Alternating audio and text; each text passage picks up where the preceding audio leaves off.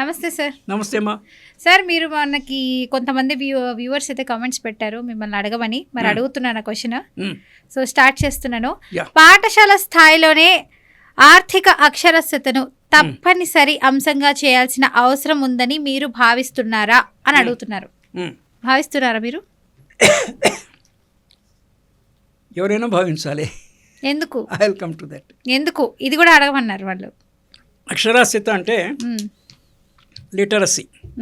మనకి సాధారణంగా మనం రెండిటితోనే పనిచేస్తాము, రెండు ఎంటిటీస్తోనే.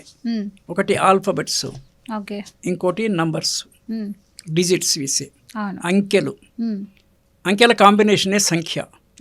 సో అంకె ప్రధానము. అంకెలు ఎన్ని ఉన్నాయమ్మా? ఎన్ని అంకెలు ఉన్నాయి మనకి? అంకె ఒకటి. అంకె అన్నారు కదా మీరు. అంకె 0 నుంచి 9 వరకు అంకెలు. ఓకే. అంకెలు సంఖ్యలు కూడా డబుల్ యాక్షన్ చేస్తాయి. అంకె ప్లస్ సంఖ్య. ఇద్దరు వచ్చిండ్రు.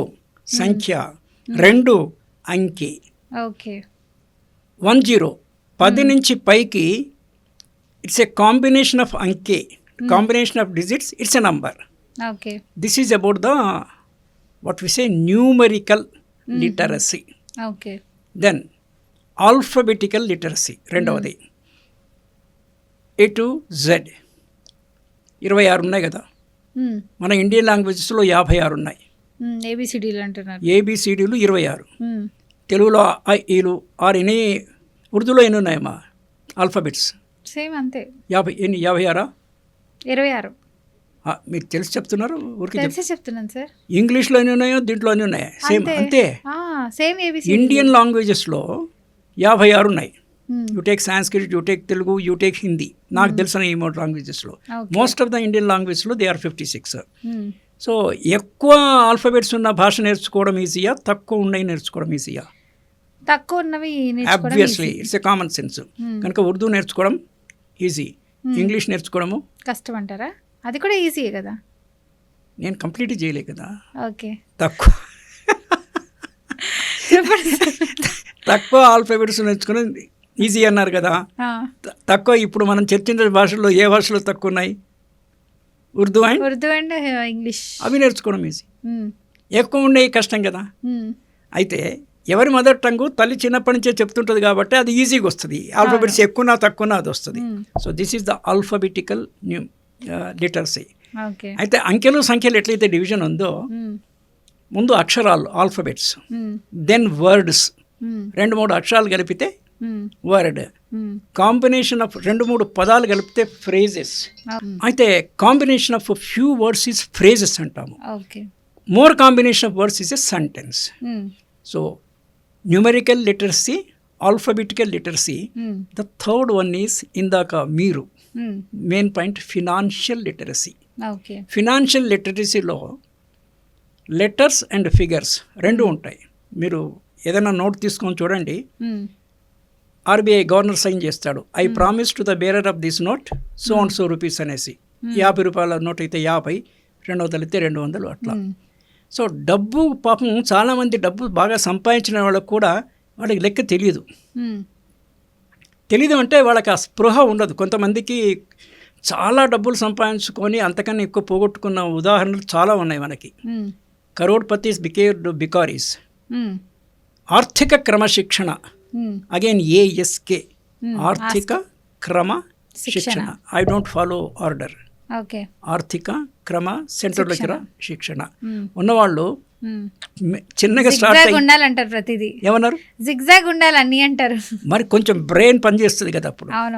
అన్ని అరటిపండు ఒలిచి నోటికి ఇచ్చినట్టుంటే అది ఎవడన్నా తింటాడు. నీవు ఇలా పల్లికాయ. కొంతమంది ఉంటారు సార్, తినిపించినా కూడా మింగడం ఎలా అని అడుగుతారు. ఎగ్జాక్ట్లీ. మనకి అన్ని రకాల మహానుభావులు కూడా ఉన్నారు, అన్ని రకాల వాళ్ళు మనకు ఉంటారు. సో ఇక్కడ ఏంటంటే డబ్బులు కష్టపడి సంపాదించుకొని సేవ్ చేసుకొని ఏమి లేనివాడు కరోడ్పతి అయిన ఉదంతాలు కూడా ఉన్నాయి. మనం ఈ ఎక్స్ట్రీమ్స్ వదిలేస్తాము. బాగా సంపాదించి బాగా ఖర్చు పెట్టాడంటే కన్ను మిన్ను కానక అని మనకు ఒక ఫ్రేజ్ తెలుగులో. అరే నీకు ఎంత వస్తుంది, ఎంత పోతుంది, నువ్వు ఖర్చు పెడుతుంది, ఇది రీజనబుల్ అయినా? ఊరికే గ్యాంబ్లింగ్లో ఖర్చు పెట్టుకొని డబ్బులు పోయి ఆత్మహత్య చేసుకుంటున్నారు. గ్యాంబ్లింగ్ ఎవరు చేయమన్నారు నిన్ను? ఆశ ఎందుకు? ఆశ ఓకే, రీజనబుల్ లోయెస్ట్ ఆశ ఉండాలి. అత్యాశ, నిరాశ, దురాశ ఇవి ఉండరాదు. నిత్యాశ అంటే ప్రతి నిమిషం ఆశనే. నిత్య అంటే ఆల్వేస్. నిత్యాశ, అత్యాశ, దురాశ ఉండరాదు. సింపుల్ ఆశ ఉండొచ్చు. లేదంటే చివరికి నిరాశ వస్తుంది అంటారు. అబ్సల్యూట్గా నిరాశ ఏ లెవెల్కి పోతుందంటే ఇక వాడు ఇక్కడ ఉండడమే ఇష్టం ఉండదు వానికి. తొందరగా టికెట్ తీసుకుని వెళ్ళిపోవాలనుకుంటా. వెళ్ళిపోదు, టికెట్ లేకుండానే వెళ్ళిపోతా అంటాడు.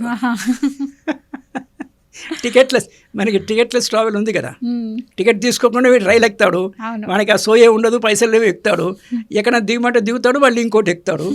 అది ఓకే. ఇప్పుడు ఇది ఫైనల్ టికెట్కి రుసుమేం లేదు. రుసుము ఒకవేళ ఉంటే ఆత్మహత్య చేసుకునే వాళ్ళు పాపం ఒక చిన్న పాయిజన్ బాటిల్ తెచ్చుకొని తాగుతారు. లేదా లేడీస్కి కొంచెం ఈజీ చావడము, చున్నీ వేసుకొని వస్తుంటారు కొంతమంది. చున్నీ రెడీగా ఉంటుంది కదా, అరే చున్నీ కోసం వాడాలి కానీ ఆత్మహత్యకు పడతారా? అంటే పీపుల్స్ వెర్రీ, అంతా వెర్రీ కానీ ఓవర్ థింకింగ్ కానీ ప్రాపర్ థింకింగ్ లేకపోతే, ఓవర్ థింకింగ్, ఓవర్ యాంగర్నెస్ వల్ల అలా అయిపోతున్నారు. ఎగ్జాక్ట్లీ. అందుకే ఏముండాలంటే మనకు ఒక మెంటార్ ఉండాలి జీవితంలో.